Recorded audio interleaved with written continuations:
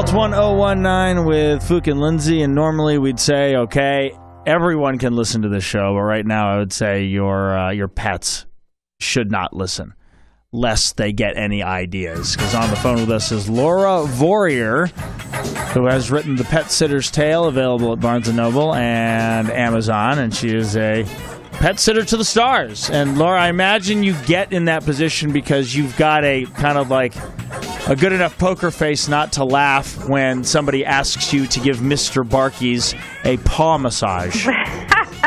Absolutely. You can't laugh at people's crazy requests, even though you really want to. Laura, who is your first, biggest, most high-profile client? Dr. Dre. Dr. Dre? What? I walked his dog for over 10 years. Did you say you walked Snoop Dogg for over 10 years? He had the cutest little tiny little miniature poodle named Ginger, and I walked her for 10 years, and she was so sweet and just an angel. I mean, the sweetest little dog. Just so sweet. I'm surprised that Dr. Dre's dog was not named Chronic. And so when you would either pick up or like come back from walking Ginger, would you see like Ice Cube and the Snoop D-O Double Jizzle there? Like, did you get to mingle in that world for a little bit? You know, I wish I could say I had, but no, absolutely not. There is, as you can imagine, a ton of security around Dr. Dre and his family, a ton. I would drive up to their gated community, go through the first security, you know, the little house where they kind of check your credentials. Every day, even though I was always, you know, coming for 10 years, I would still check my credentials every single day just to make sure nothing had transpired where I wasn't allowed to get through the gate anymore. And then when I pulled up to Dr. Dre's house, there was more security. I'd say even more intense security because that was his family home, and they wanted to be absolutely certain that the family would remain safe at all times. Yeah, they didn't want to get Suge Knighted. That's right. Hey, neither did I. Right. Yeah. We're talking with Laura Vorreyer, pet sitter to the stars. A Pet Sitter's Tale is out now. And so tell us some of the stories of ridiculous excess about how pets get treated better than your average human in Hollywood. Absolutely. Well, first of all, they definitely eat better than us, okay? These dogs are getting chef-prepared, very fresh, organic food all the time. I mean, it's not just one meal, it's every meal. Were you ever asked to do anything weird with their poop?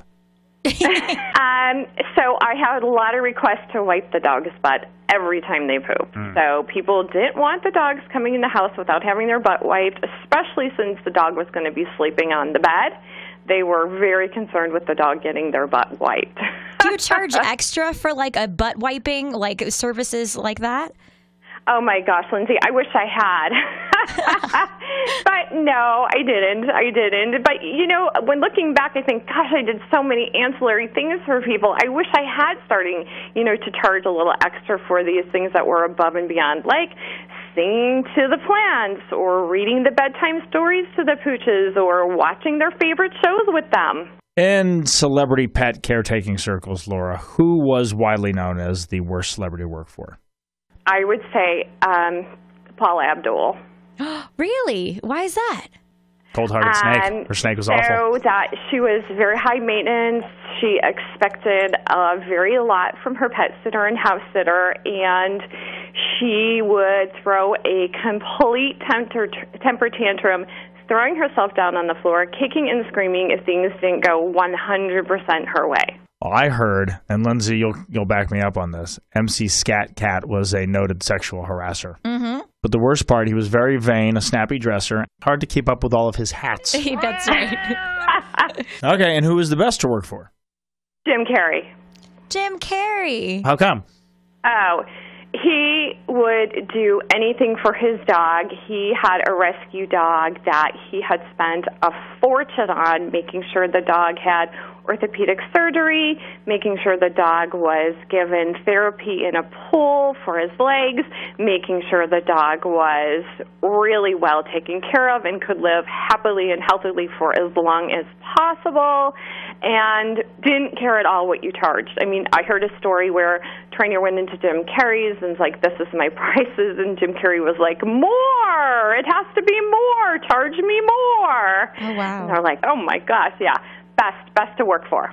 Okay, how about the most ridiculous dog house, Laura?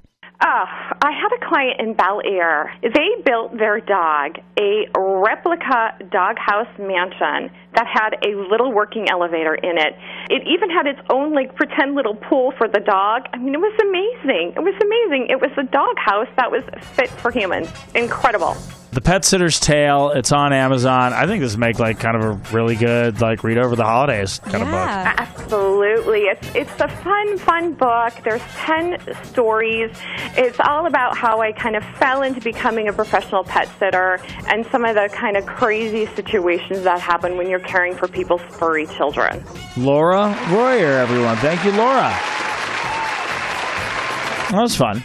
Yeah, it's super fun. Infectious laugh on Laura. Yes. I think it'd be so cool to be a celebrity pet sitter. Maybe that's my next endeavor. Well, you're going to have to start meeting some celebrities. Yes, that's true. And we will be back into... Okay, hold on. Try this. You know what I really think would be great is if you bathed Chow Master Flex in Evian. Of course, Evian bottles of water. Okay, you deadpan that. Whatever Good. Chow Master Flex wants. I got it. All right, back in just a second here. Papa Roach tickets for you coming up very soon on Alt 101.9. Good morning. There's been a crash in Ogden on